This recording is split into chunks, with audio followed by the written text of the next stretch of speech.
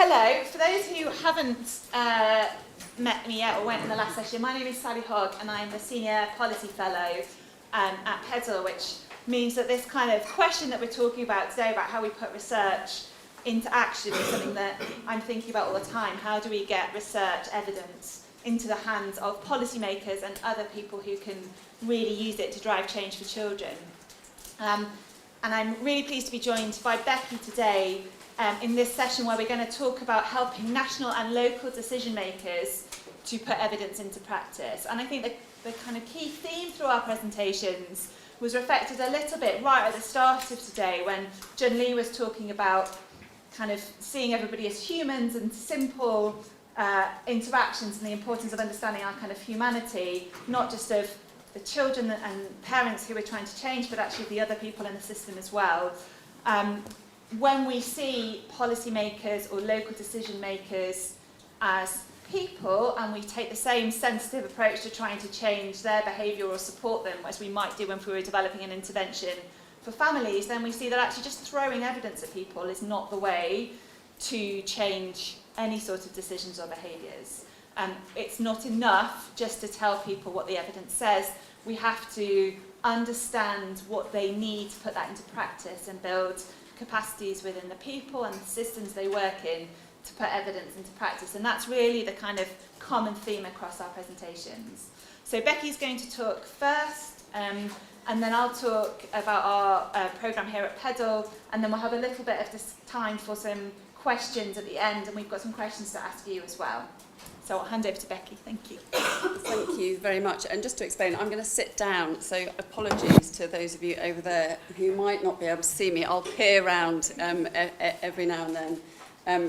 For those of you in the last session, I was that child in hospital and it's left me not being able to stand up for very long.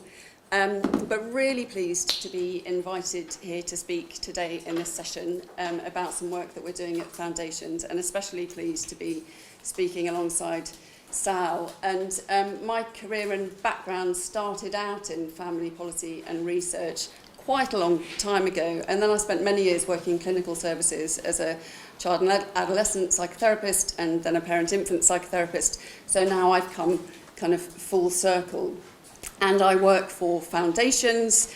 I'm a senior local development advisor in their local development team. And for those of you who may not yet be familiar with who Foundations are, we're a merger between what was the Early Intervention Foundation and what works Children's Social Care. And our team, the local development team, we kind of sit at the interface between our research and evidence colleagues and our evidence users. So those people at a local level who are either seeking to commission and implement evidence-based interventions, or who are using evidence more broadly in their service design and service planning. And so the aims of this conference, and it's been an absolutely fantastic day, but the questions I think that have been kind of percolating throughout the day speak very closely to the sorts of questions that in our team we're considering all the time. And namely, that's how, as researchers, as policymakers, commissioners, practitioners, and indeed the beneficiaries of the interventions that we're implementing, how we can all work more effectively and successfully together, ultimately, of course, to improve outcomes for children. So in the next 15 minutes or so, I'm going to talk a little bit just about Foundations, but then I really want to focus on one of the projects that I'm leading at Foundations called Changemakers, and I'm extraordinarily excited that I've met for the first time today two of our Changemakers. I'll explain it a little more, who are in this room, and I haven't met them before, I've only seen their names on paper.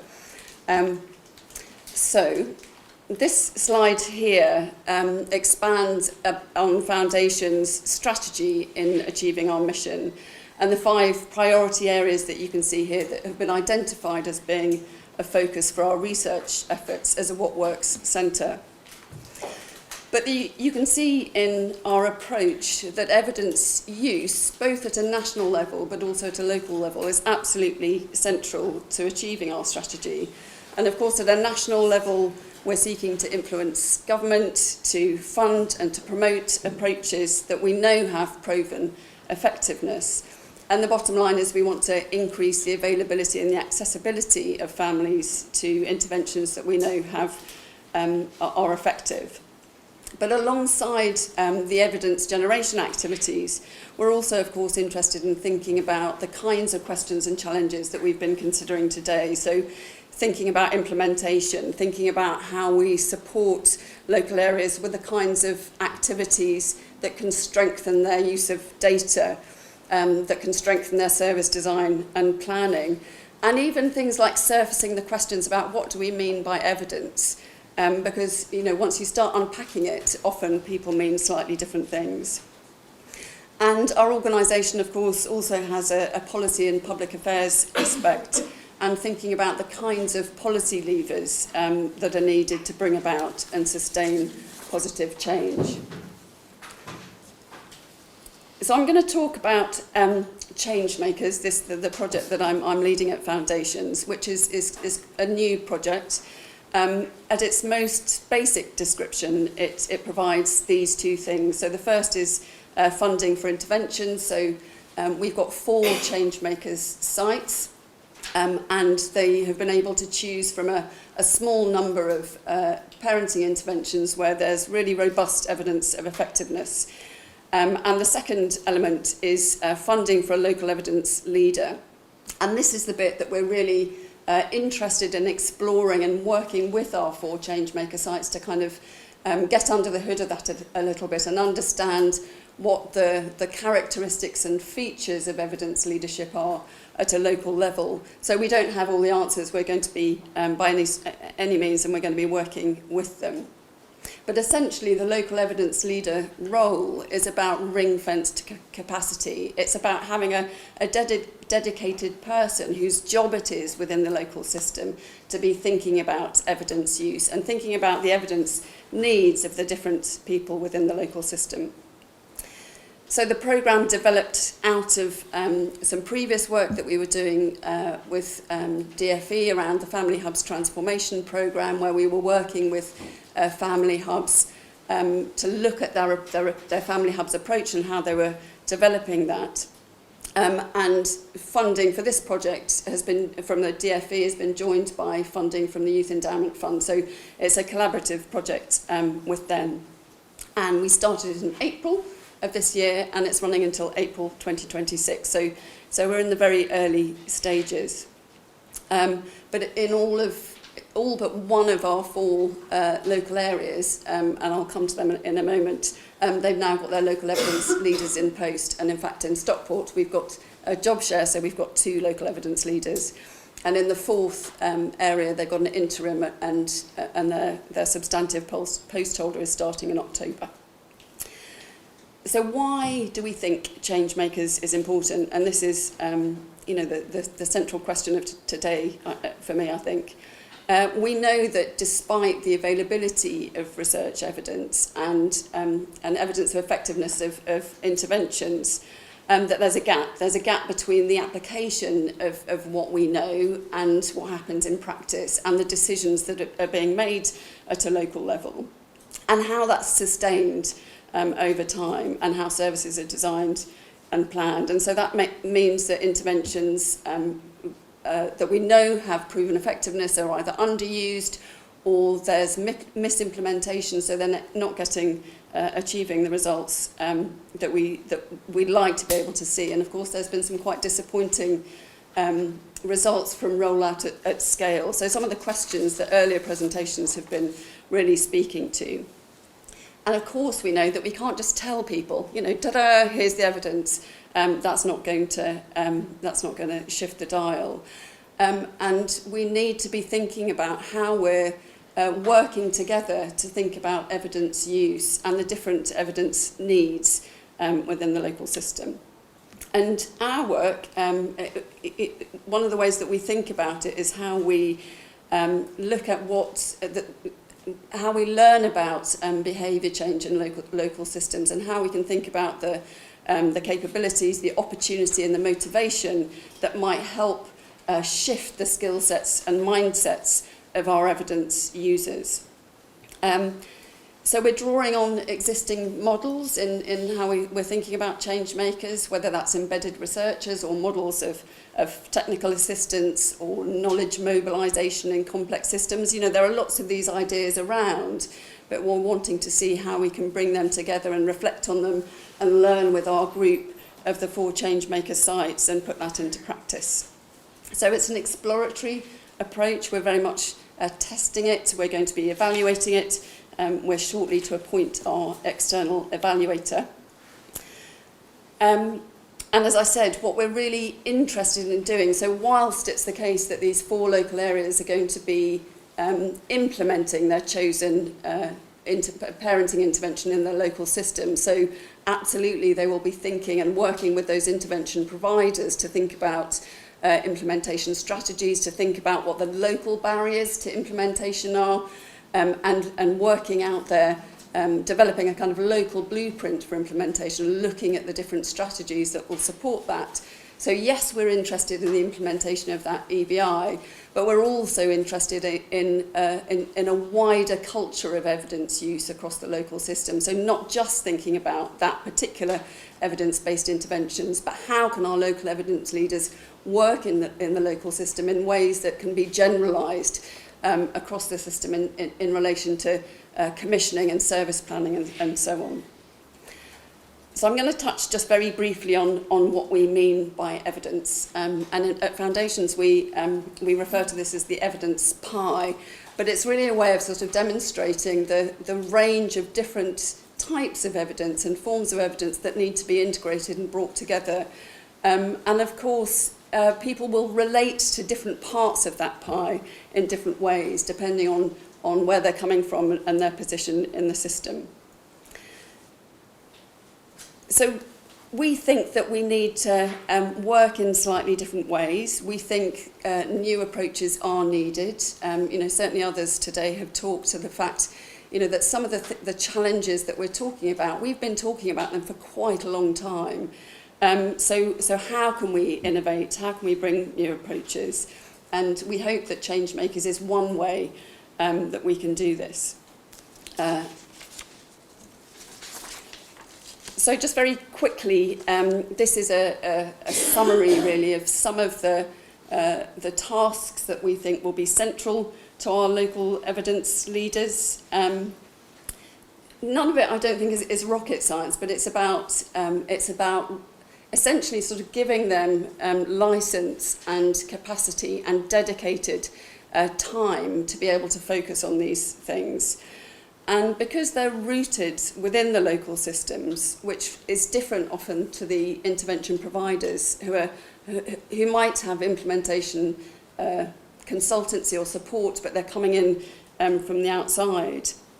But because our local evidence leaders are rooted within the local systems, they can really pay attention to the evidence needs, to those, as Sal said, the kind of human processes, the ordinary relationships and connections that people, that our evidence users will be bringing to their experience of thinking about evidence use. And I think there's an enormous amount we can learn from some of the things that we've heard today. So I'm going to touch on just one of our Changemakers sites. So as I said, we're in 4 local authorities. I haven't got time to go into all of them today, so I'm going to touch on Stockport. And Stockport and our 2 local evidence leaders here today are from Stockport, so they'll have to pipe up if I get anything wrong. But it's a collaboration across the local authority and health, which I think is really exciting. The intervention that they're going to be commissioning is Family Foundations. It's a perinatal intervention for couples that straddles the perinatal period, so they're group-based sessions. Some of them are delivered antenatally, and some of them once a baby is born. So that's their intervention, but they're also really excited and really motivated to think about that wider culture change in evidence use across their local system. And the next few slides that I've got are, and I have to give a big shout out to LJ and to Emma. And I said to them that I was speaking today and I wanted to reflect their experience. So I'm going to be using their words and some conversations that I had with them. And they've been extraordinarily dynamic and instrumental in getting change makers off to a really good start in Stockport. Evidently, we're only at the early stages of the project. We've just got going, so our learning to date reflects this. But already, I think it's fair to say that we're already seeing some learning. And I asked them to consider 3 of the questions that I thought were really central to the conference today. And the first was, so why aren't traditional approaches working? And they spoke very passionately to resistance to change, to just the realities of working in local systems and working at a local level. And they just said, you know what, people just get used to doing things in a particular way. And importantly, they acknowledged that families can be like that too. And that quite rightly, family voice or perspective and family preferences have a really important weight, but they emphasised how important it is that whether it's across the range of stakeholders, that all of us are holding ourselves to account and thinking all the time about child outcomes. And they've been building on some previous work that they've been doing with Nesta, so they've been doing some early some service mapping, and one of the things that they discovered was that they've got quite a complex they've got a really good offer, but they've got lots of interventions, many of which are seeking to address similar outcomes. So it's quite a sort of noisy landscape. And whilst they've got a very good offer for families, there are particular families that they're not reaching. And of course, for the most disadvantaged families, they're not yet turning that curve. So they said, one of the biggest challenges in any service transformation is achieving consistency in delivery, consistency in practice, particularly across an integrated system. And that's made all the more challenging in trying to kind of balance the service offer between universal services and also what they describe as their kind of enhanced or targeted offer. So they're really keen to explore their local evidence, the role of their local evidence leaders. And one of the things that they're wanting to start, and the 2 that are here will be able to speak to this more, I'm sure, is thinking about the workforce and what are the particular, going back to that question of evidence needs, how are the workforce perceiving these changes? How can they be brought in and part of the discussion and part of the conversation? And to recognise and think about what will support them to engage with the intervention in the best way. And they gave a really good example of something that they learnt from previous work with EPEC. A really simple thing, but they wouldn't have. But the penny sort of dropped. They said that some of the people that were coming to attend the EPEC training didn't have basic group facilitation skills. So now group facilitation skills are a really core and integral part of what they're offering. But it was through having those conversations, it was through working with stakeholders and thinking about what they needed to be able to implement in a good way. And they said another really key piece of learning for them has been around, and it won't be news to many of you, I'm sure, but it's around the challenges with engaging and retaining families into interventions, that they might get them to come, or when they could get them to come, they might not stay the course. So they're really keen in their local evidence leaders being able to sort of dig into that, being able to understand what it is in the local context or the variation across their patch that will have an impact on those things. So having this dedicated local evidence leader and that ring-fenced capacity will really help them to kind of interrogate their assumptions. So the second question was, what will this approach help you to do differently? And they gave some really tangible examples of how Changemakers is already having an impact. And they'd learnt through this, the work that they did on service mapping with Nesta, you know, they were talking to me about this sort of this complex landscape, but they've learned some really important things, locally, contextually important things about fidelity and adaptation. And again, it was a bit of a light bulb. They described it as a light bulb to me in their conversation, and they talked in a really interesting way about how local services and practitioners can often adapt interventions. They might pick and choose the bits that feel most comfortable to them or kind of make most sense alongside what's more familiar with them.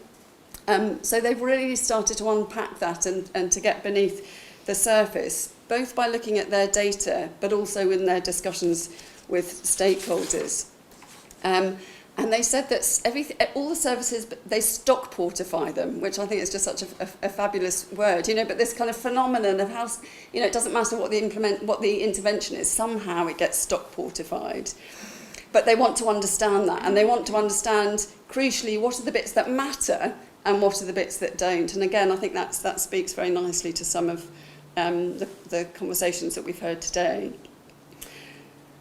So they're thinking much more closely and much more intentionally about implementation fidelity, implementation adaptation, about who are the people who need to be in the conversations. And the last question was, are they seeing any benefits from this approach yet? And boy, I mean, they bit my head off. I think, again, it speaks to something of the experiences for people, particularly in local authorities at the moment. The current context and the pressures on services at a local level is absolutely extraordinary and extremely challenging.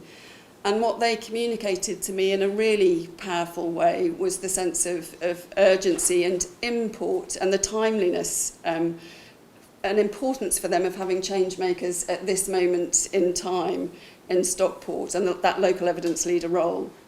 And one of the really key tasks for them, and I think for us at Foundations too, is to be able to really define and get clearer in our own articulation of what do we mean by local evidence leader. You know, what's the value of this approach? What are the things that make a good difference in these ordinary ways at a local level? And how do we make the case for that, and how do we sustain it? And they added an important, and again, not surprising, but worth making again, point that relationships are really at the heart of this, and relationships take time. And that's especially the case when working across agencies, across settings, and working in these very sort of complex evidence environments.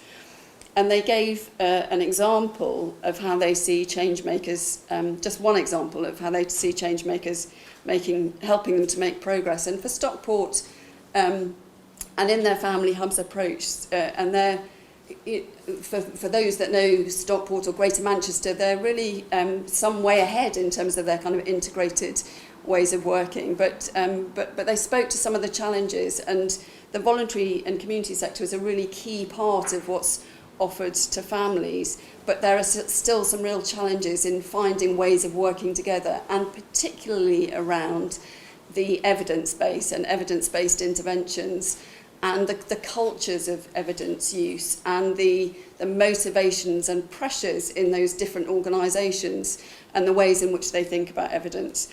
So they really want to use this opportunity in their local evidence leaders to kind of to make progress with that. You know, what that ends up looking like, we'll have to come back and tell you next year or the year after. But it's early days for change makers. I'm really passionate about the project. I'm not only in terms of what it's helping us to learn out in local authorities, but also in the learning that we can bring back in to our organisation and thinking about as a What Works centre. So I hope I've given you a bit of a flavour of what Change Makers is about, and the people. And as Sal said, we've got some questions that we're hoping we can pose at the end. But now I'm going to hand over to Sal, wherever Sal is.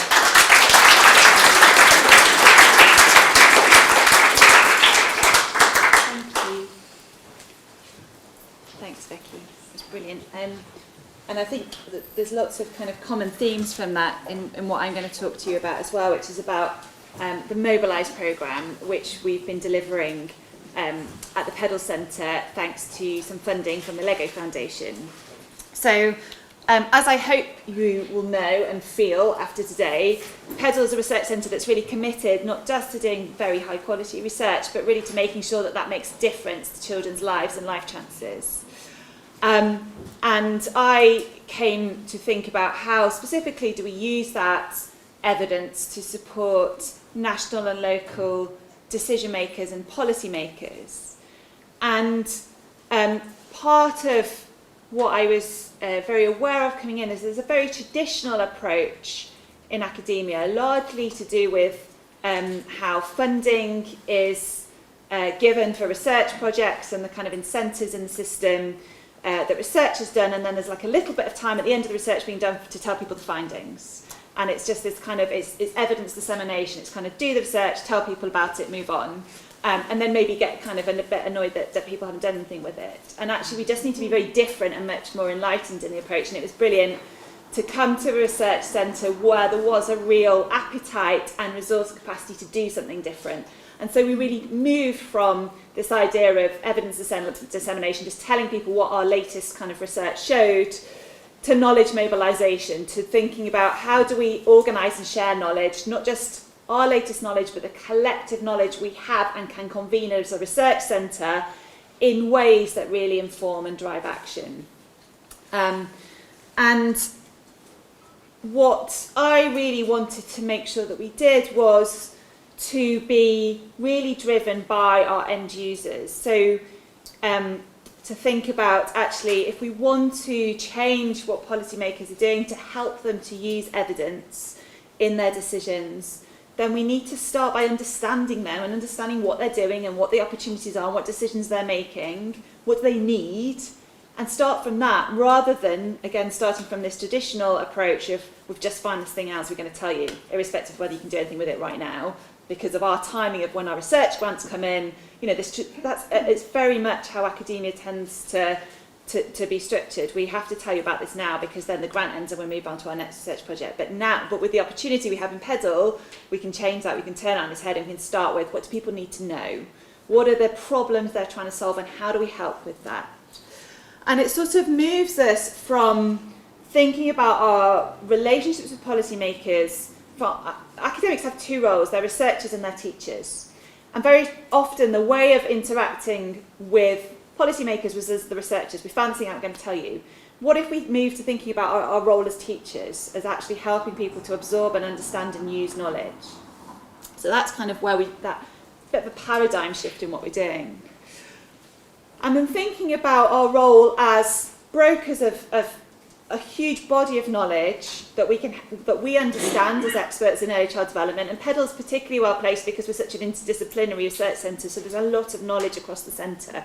But we also have amazing connections and collaborations and all of you lot, this huge network. And so actually when we're thinking about knowledge mobilisation, we can move beyond thinking about what have we just found as a centre to thinking about what do we collectively know about early child development, and who else do we know who we can bring in, and how do we help broker all of that knowledge and convene and curate it to help policymakers.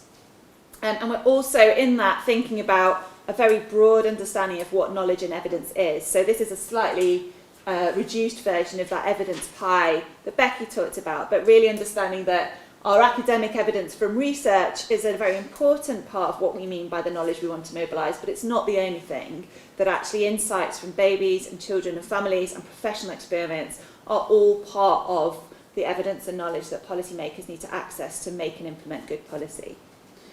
So what we set about in doing in creating the Mobilise programme was to set about to design a programme through which we could work with policymakers to put their evidence into their hands and to help them to use it. And what I wanted to do in developing that programme was to be as robust and evidence-based in developing that programme as we would be if we were developing an intervention for families.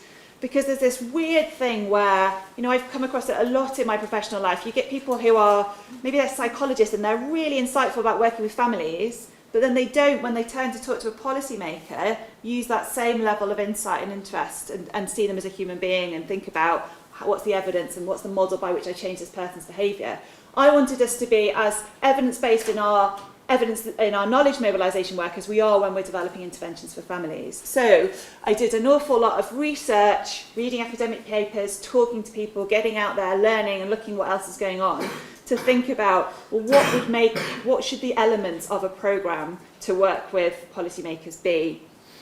This is a very busy slide, I'm sorry about that. There's more for people to read afterwards, I guess, but these are sort of some of the key themes that I pulled out when I was looking at all of that literature. So being action focused. There are a lot of things I found where people are like, well, we did a really good policy work, what we came out, we write a report at the end of it. It's like, you've not changed anything. The world does not change by writing a report. The world changes if that report changes something. So all these people who get policymakers around the table in order to make sure their academic report is better and not, that's maybe a useful step in making a better report, but it's not changing the world. I didn't want the outcome of our work to be a report, even if it was a report co-written by policymakers. I wanted it to be action, I wanted people doing stuff. So then we have to think about how do we focus on influencing action, and how do we build into the programme help for people to put learning into action and make that true. So the programme was very much action focused and there's a real action learning element to it. Making learning interactive and iterative. So we're the Faculty of Education, we know an awful lot about what helps people learn. We know about how playful learning is really important. We know about how interactive, meaningful education is important. We need to think about that in our programmes as well. So how did we really create a kind of social, interactive programme that helped people to absorb and think about what they were learning and to make it meaningful? And also, how did we build a kind of prolonged engagement where people had the time to learn, consider, iterate, bring that knowledge back and build on it over a period rather than just being told something? Tailoring and co-designing the content was really important. So really thinking about actually how do we tell people what they need to know right now rather than telling them what we think is important. Sharing broad and deep evidence. So one of the things we found is that, and that came out of kind of learning from these other programmes, is that even when people are sharing evidence, they might be sharing about evidence about particular interventions and practice, they're assuming a level of understanding about early child development that underpins that. That if I talk to you about a set of outcomes, you'll understand what those outcomes mean or why they matter. Actually, we shouldn't assume that. We should really get back into the basics and start by, and a bit like Louise was talking about this morning, let's just start by grounding people in understanding how children work, how children develop, and then from that, we can start to make sense of what we do in that context. Actually, let's start with that broad, deep understanding of early child development, and from that, then start talking about, well, what should we do about it? Invest in relationships. So of all of these programs we looked at, the ones that were more relational, that were more face-to-face, were really much more effective. Building trust. So there's a lot of messages in the kind of academic literature about you can't just tell people things, they need to trust you, you need to know them first before messages land. It's not rocket science, right, but it's really important. And it's why you can't just kind of create a policy brief and send it out and think it'll work. You have to understand people so you create something that's better and so that they can trust it. And also, we looked at some really fantastic work that the Harvard Centre had done in Brazil, working with whole local systems to embed knowledge of early child development. And that idea, you get multiple people from across a system together, you get a kind of multiplier effect of the impact you have. Considering the quality, so a big message, particularly from the CSAT programme in Cambridge, which is a kind of science and policy programme, is just get the quality right, invest, make this work well, get people ready to learn when they come into a space, get the good refreshments, get the good rooms, spend time together, all of those basic things, get that right. And ensure participants can actually drive change, ensure you're putting knowledge into the hands of people who can actually use it. And that was a mix of finding change makers. And what we did in this programme was really think about change makers in terms of internal capacity to drive change. Who are the people who are motivated, who are tenacious, who are keen to do something, who want to do something with this knowledge? and also external capacity to drive change. Who are the people in the right jobs, not in terms of a job title or seniority, but just in a moment they're currently driving forward a programme where they've got an opportunity to do something. And how do we also help create the opportunity for them to put stuff into action by ensuring there's senior support for them, both to participate in the programme itself and then actually to do something about it. The messages on the side of this slide are messages that we've heard about quite a lot today and are repeated a lot about why it's hard to put evidence into policy. And we try to kind of answer all of those in designing the programme. So policy is made and delivered in complex systems. There's not one policymaker who's making one decision that we just need to get in the right time and tell them. So we need to think about actually how do we work with complex systems? How do we embed knowledge across those systems so that lots of different people can use the opportunities they have to drive change? But also how can we bring people from different parts of the system together and use our role to facilitate knowledge exchange and help people to learn together and from each other as well as with each other. I've already sort of talked about the kind of, you need to have relationships. You can't just, speaking truth to power is not what gets change, it's building trusting relationships. There's a lovely quote in one of the paper about the fact you need to walk alongside someone for a moment before you need to tell them there's maybe a better path. And so that relationship was really at the heart of this programme. We had this kind of ongoing, it wasn't about just telling people something once, it was about walking with them for a period and really designing a programme that worked for them. So this led to the 7 core principles that underpinned the Mobilise model. It was co-produced. So we were clear at the start of the model that there was some basic content about early child development that we wanted people to know. And we knew that from the start, that was kind of written before the programme started. But everything from that point forward was yet to be determined. We had a kind of skeletal structure and some values and principles. But on the first day where we had all the participants together, everybody wrote down on post-it notes what they wanted to find out from the programme, and we used that to inform all of the content. It was obviously evidence-based, but in that broad sense of evidence, we pulled on children's perspectives, professionals' perspectives, and academic evidence. It was very interactive.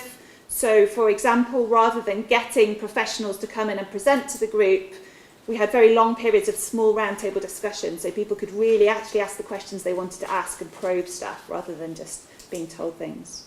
Relationships were a key part of it. Part of that was about having a small cohort over a long period. It was also about investing in the design of the programme to build space for relationships. So we had the days where we got together during the programme were 24 hours, but they started in an afternoon and finished the following afternoon, so there was always an overnight stay.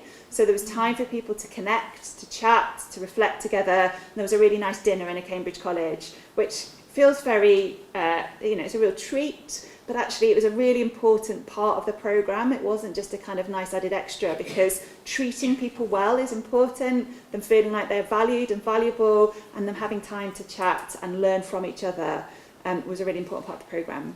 It was child-focused. By that I mean 2 things. We started from the science of child development and then built from there in terms of understanding what works and how to drive change.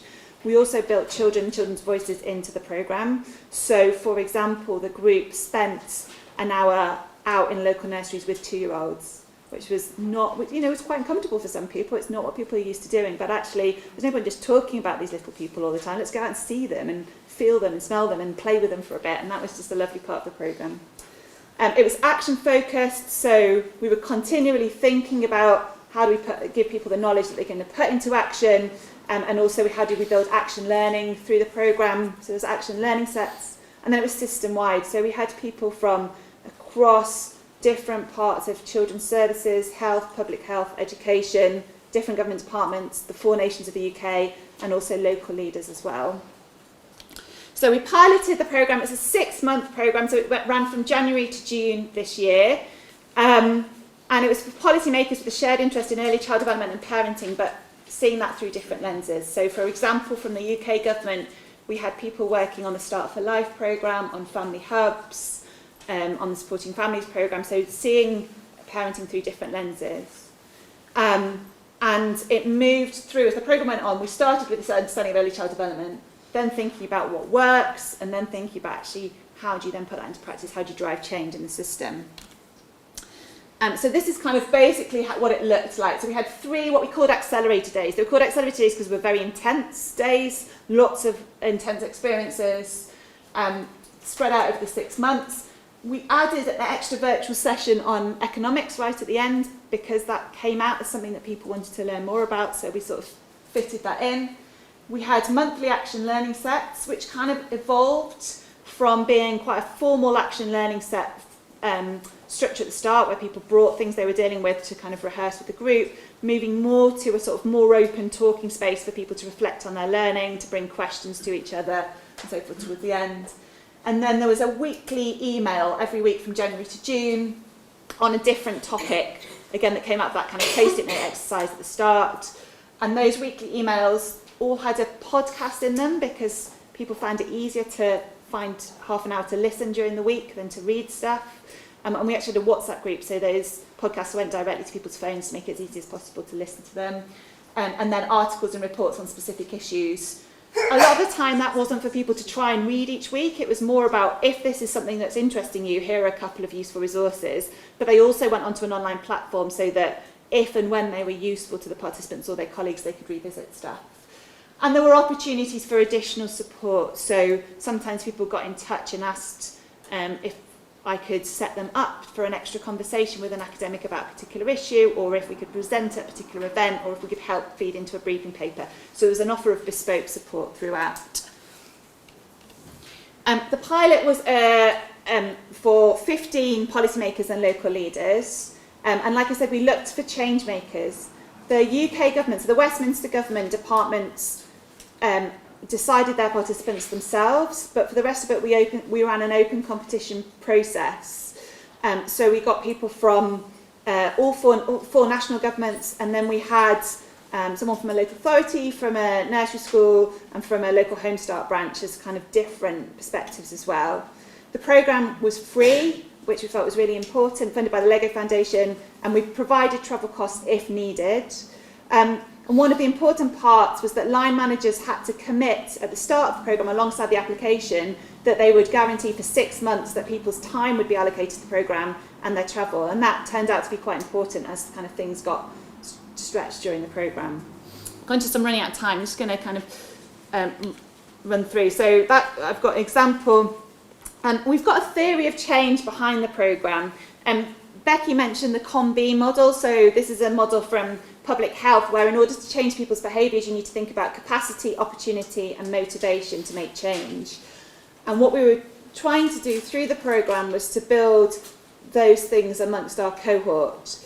And we know that even if the programme works, there won't be a very specific policy change that we can point to and say that was because these people came on Mobilise. So what we want to do is to be able to say, well, can we see changes in people's capacity, opportunity, motivation and behaviours in the ways that we would want to see, and therefore we can be confident that perhaps this is informing their decisions and the policies that are being made, or the local service changes, in ways that will affect children, but that we couldn't possibly kind of measure and attribute within 6 months.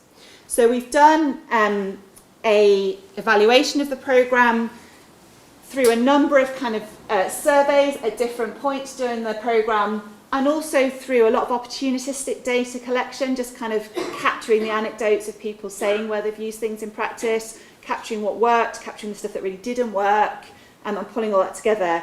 And the evaluation will be published next month. And what we're really trying to do through that is not to say did Mobilise work or not, but to say what did we learn about how we can improve this conversation between academics and policymakers.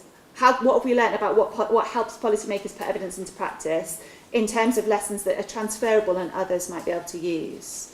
And just a couple of kind of the key messages. The evaluation largely is very positive. There's a lot of kind of depth in it. It does also tell us things that don't work. It does say that people don't have time to read stuff. Like, that's just an overarching, we have to kind of acknowledge that.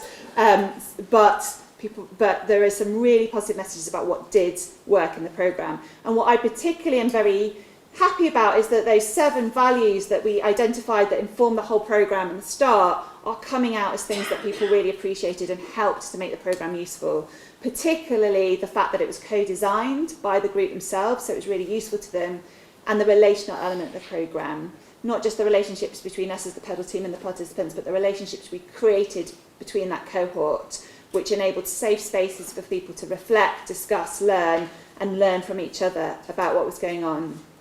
And the kind of the time given to the programme, not in terms of total amount of time, because it was only 3 days after all, but actually spreading that over 6 months with all that contact was really important.